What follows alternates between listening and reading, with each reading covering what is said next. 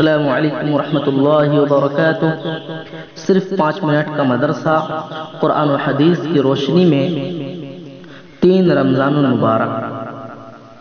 اس سبق میں بھی 10 باتیں بتائی جائیں گی، تو آئیے دیکھتے ہیں۔ نمبر 1، اسلامی تاریخ۔ حضرت نوح علیہ السلام، اللہ تعالیٰ نے حضرت نوح علیہ السلام کو رسول بنا کر ان کی بت پرست قوم کی ہدایت کے لیے بھیجا۔ 950 سال تک ایمان کی دعوت دیتے رہے۔ چند لوگوں کے علاوہ کسی نے ایمان قبول نہیں کیا۔ وہ ان کو ہر طرح سمجھاتے رہے، مگر پوری قوم ان کو ستانے اور مذاق اڑانے میں حد سے آگے بڑھ گئی، یہاں تک کہ ان کا ایک بیٹا قوم کے ساتھ کفر و شرک پر قائم رہا۔ جب اللہ تعالیٰ نے ان کے ایمان نہ لانے کی خبر دے دی تو نوح علیہ السلام نے دعا فرمائی کہ اللہ، ان میں سے کسی کافر کو زمین پر زندہ نہ چھوڑیے۔ ان کے باقی رہنے سے شرک و کفر اور گمراہی بڑھتی چلی جائے گی۔ ان کی اس دعا پر اللہ تعالیٰ نے قوم کو ہلاک کرنے کی خبر دی اور حکم دیا کہ تم ایک کشتی تیار کر لو تاکہ طوفان کے وقت مومنین کو لے کر سوار ہو جاؤ۔ اس کے بعد پانی کا طوفان آیا اور پوری قوم ہلاک ہو گئی۔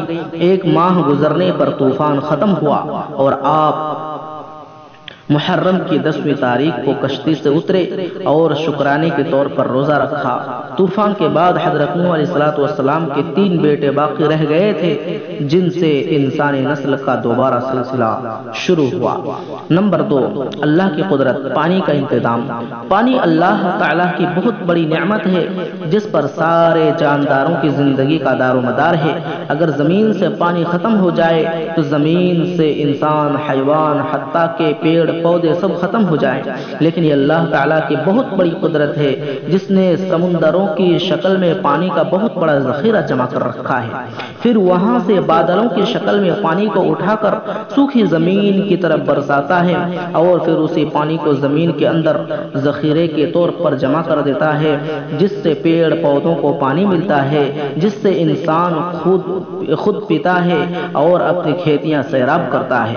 اللہ تعالیٰ نے اپنی اس قدرت کو قرآن میں بیان فرمایا ہے کہ ہم ایک اندازے سے آسمان سے پانی برساتے ہیں، پھر اس کو زمین میں روکے رکھتے ہیں اور اس کو لے جانے اور ختم کر دینے پر بھی قائم ہے، ختم کرنے پر بھی قادر ہیں۔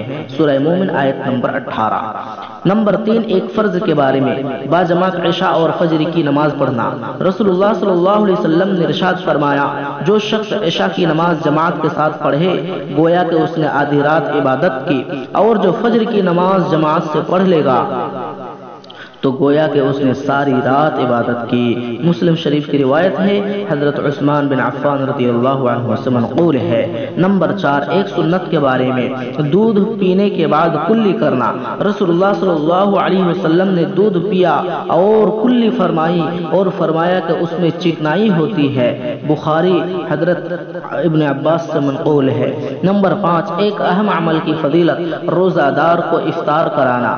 رسول اللہ صلی اللہ علیہ وسلم نے فرمایا، جو شخص کسی روزے دار کو روزہ افطار کرائے اس کے لیے گناہوں کے معاف ہونے اور آگ سے خلاصی کا سبب ہوگا، اور روزہ دار کے ثواب کے مانند اس کو ثواب ملے گا، مگر روزہ دار کے ثواب میں سے کچھ کم نہیں کیا جائے گا۔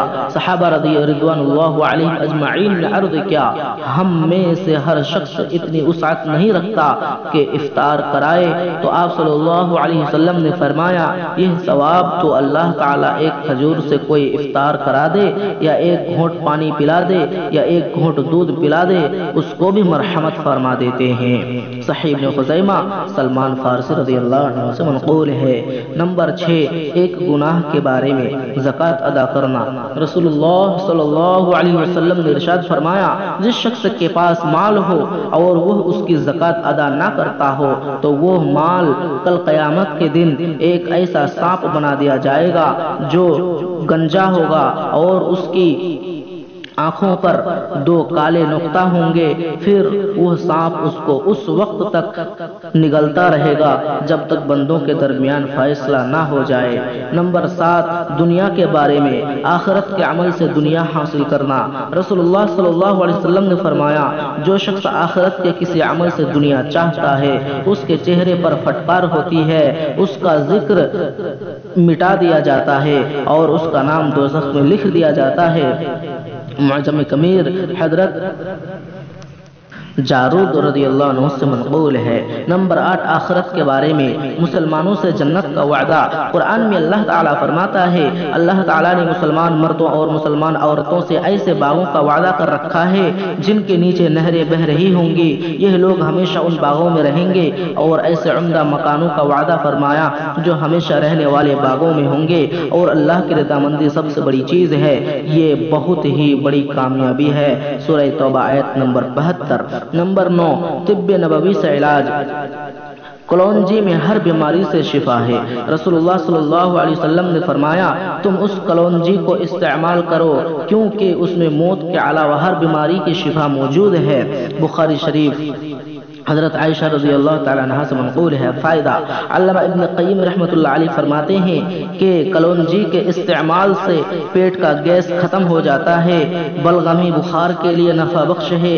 اگر اس کو پیس کر شہد کے ساتھ معجون بنا لیا جائے اور گرم پانی کے ساتھ استعمال کیا جائے تو گردے اور مثانہ کی پتھری کو گلا کر نکال دیتی ہے۔ نمبر 10، قرآن کی نصیحت۔ قرآن میں اللہ تعالیٰ فرماتا ہے، اے لوگو، زمین کی حلال اور پاکیزہ چیزیں کھاؤ اور شیطان کے نقش قدم پر مت چلو، وہ تمہارا کھلا ہوا دشمن ہے، وہ تم کو برائی اور بے حیائی کی باتوں کا حکم دیتا ہے اور اس بات کا حکم دیتا ہے کہ تم اللہ کے متعلق ایسی بات کہو جس کا تمہیں علم نہیں۔ سورہ بقرہ آیت نمبر 168 تا 169۔ تو محترم سامعین و ناظرین، یہیں سے ہمارا رمضان المبارک کا تیسرا درس ختم ہوتا ہے۔ آخر میں اللہ تعالیٰ سے دعا کرتے ہیں، الہ العالمین تو ان سب باتوں پر ہمیں عمل کی توفیق عطا فرما۔ آمین۔ وآخر دعوانا الحمدللہ رب العالمین۔ السلام علیکم ورحمۃ اللہ۔